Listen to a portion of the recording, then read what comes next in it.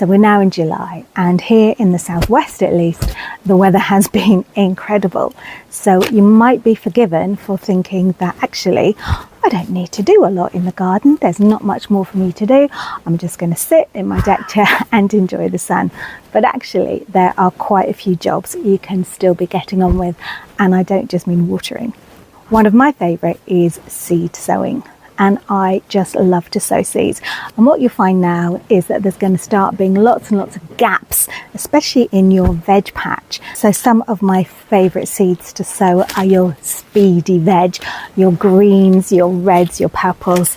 And one of them I'm going to have a go at is this absolutely gorgeous chicory, a really lovely bitter flavour. If you sow this one too early, it will bolt really, really quickly because it doesn't like it being too hot. But hopefully by the time it's germinated and is ready to put on some growth, the weather might have cooled down a bit. I'm also going to sow some spinach, some speedy lettuce, some carrots, still got time for that. One of my favourites actually is spinach beet, also known as perpetual spinach. And although this isn't quite as tender as your normal spinach, this actually will grow and grow, often growing through the frosts. And if I put a bit of cover on it, I will be picking this almost through till next year. And I certainly did last year in my garden here in the protected southwest. So give spinach beet a go. It's also really, really good for you. Radish as well. I just love radish. You can't buy radish that tastes like this in the supermarket. And finally, something a bit different. Now is a perfect time to be sowing biennials, and foxgloves is one of my absolute favourites. You sow it now, you kind of hide it away in your garden, don't let it completely dry out, plant it up in the autumn. In the spring, you'll just get the leaves, you'll get the rosettes. Then the next year, you get these gorgeous, gorgeous spires of colour that will be full of buzzing bees, I promise you. I absolutely love them. You can also have a go with sweet williams and wallflowers or the biennial flowers. Now is your last chance to get sowing bees. It's very easy to just create a little drill in your soil and direct sow. But what I found this year in particular is, although yes, it's been really, really dry, as soon as anything I've sown has started to germinate in the last few weeks, the slugs and snouts have been out in force and have destroyed everything. And that's because they are desperate for any kind of moisture, anything with a bit of green that they can kind of suck the life out of. So what I'm going to do, I'm going to use some seed modules, and I'm going to use some really good peat-free seed and cutting compost just to get them that head start. So by the time I'm ready to plant them out in the garden, they should be nice and strong and able to withstand a bit more of attack.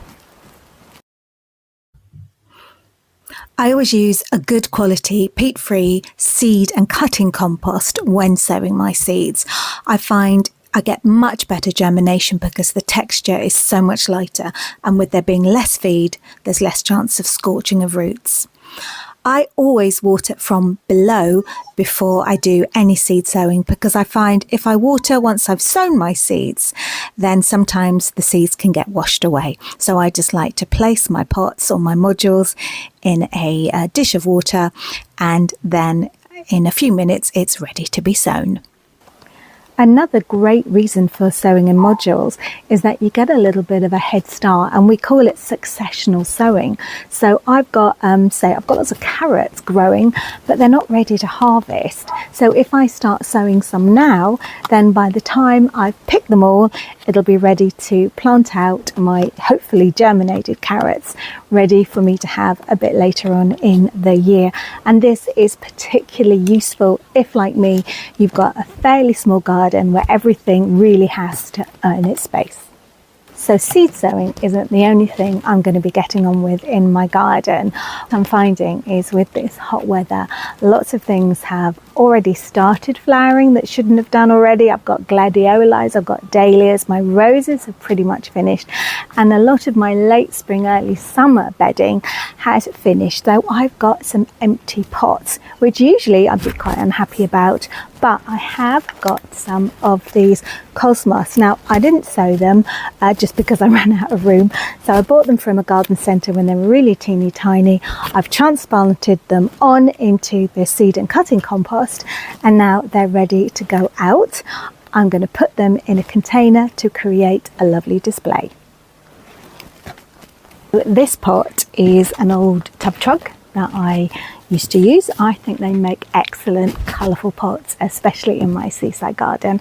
I've had it for a few years. It's got some ivy, it's got some Japanese bloodgrass, it's also got some self-sown forget-me-nots, which I'm going to keep, and it's just this kind of middle bit here, not really the middle, this is the end bit here that I'm going to refresh with some peat-free compost, and then I'm going to add in these gorgeous cosmos, and these are Cosmos bipinnitis, and they're going to be beautiful deep pink, which will really go with the colour theme at the top of my garden. So I've taken out quite a lot of compost, the old compost in there, and I'm going to refresh it with this peat-free. I'm not using just a multi-purpose compost, I'm using a tub and basket compost, just because it is so hot.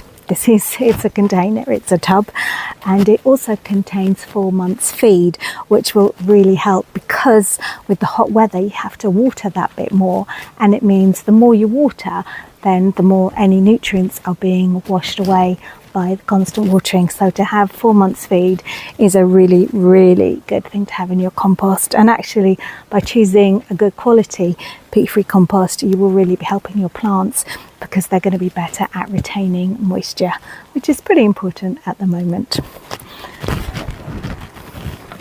So these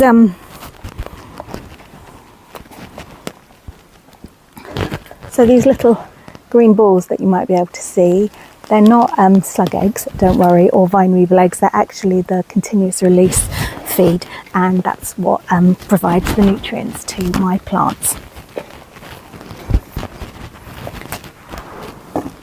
So I'm just going to check the levels. I want everything to kind of match the right height, so we're nearly there, just a little bit more. And this cosmos actually was planted up a little bit earlier, so that will need a bit more compost too.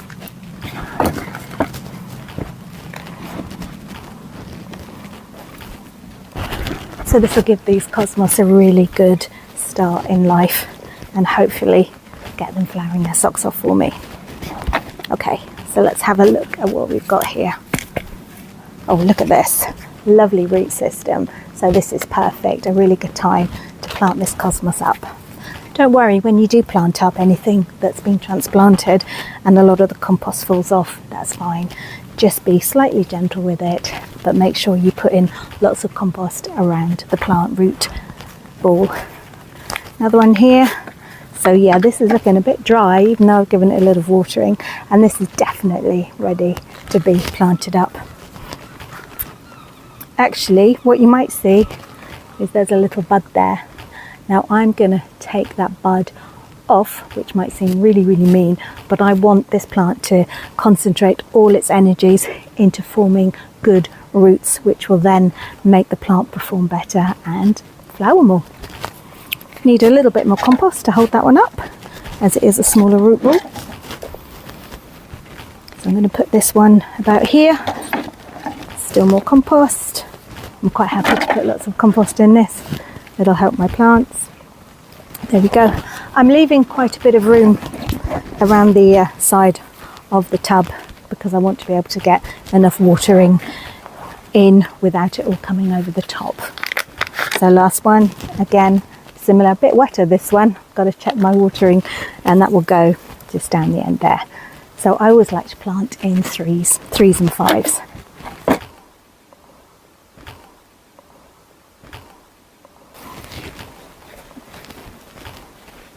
And there we go, nicely planted, ready to burst into colour. Just going to snip off these little flower buds, going to place it, and then I'm going to give it a really good soak.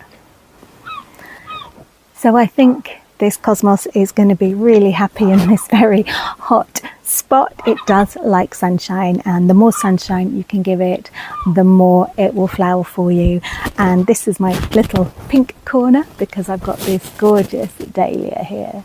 Really, really bright pink and good fun. I've got some pale pink petunias just around here, and also in this hanging basket above.